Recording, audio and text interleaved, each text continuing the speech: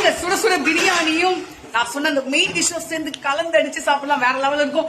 இந்த எல்லா இதுவும் என்னுடைய சின்ன மருமகளுக்கே சமர்ப்பணம். பாத்தீங்களா, ஓடத்தி தான் எல்லாம் கிரெடிட்ஸ் கோஸ் டு சின்ன மருமக தான். ஓகே வாங்க சாப்பிடலாம். பாய், happy Sunday to all.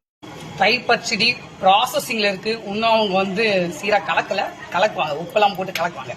Rasam தாளிக்கணும், time ஆயிடுச்சு, அதான் நான் வீடியோ போட்டேன்.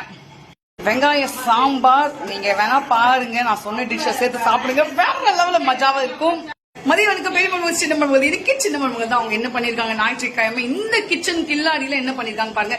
எங்க இருந்தாலும் நம்மளுடைய டேலண்ட் வெளியே தெரியணும். அதே மாதிரி கிச்சன் மட்டும் டேலண்ட் இல்லன்னு நினைக்காது, கிச்சன்ல இருந்துதான் நிறைய டேலண்ட் வெளியே வருது. சோ நாங்க இன்னைக்கு டிஃப்ரெண்டா வந்து செஞ்சிருக்கோம். நாங்க சொல்றது நீங்க சாப்பிட்டு கண்டிப்பா உங்களுக்கும் பிடிக்கும். இப்ப இன்னைக்கு நாங்க என்ன செஞ்சிருக்கோம், சிக்கன் பிரியாணி வித் சிறு வெங்காயம் சாம்பார்.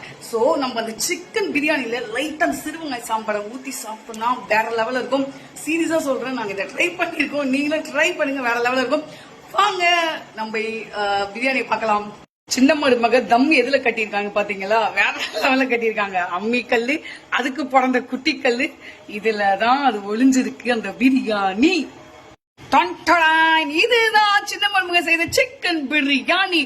வாவ், செம்ம சூடா இருக்கு. எடுத்து சாப்பிட்டோம்னா வேற லெவல்ல இருக்கும். உங்களுக்கே இப்ப தோணும், ஐயோ கொஞ்சம் குடுத்தீங்கன்னா நாங்க சாப்பிடுவோம். வாங்க நம்ம வீட்டுக்கு வாங்க, கண்டிப்பா சாப்பிடுங்க.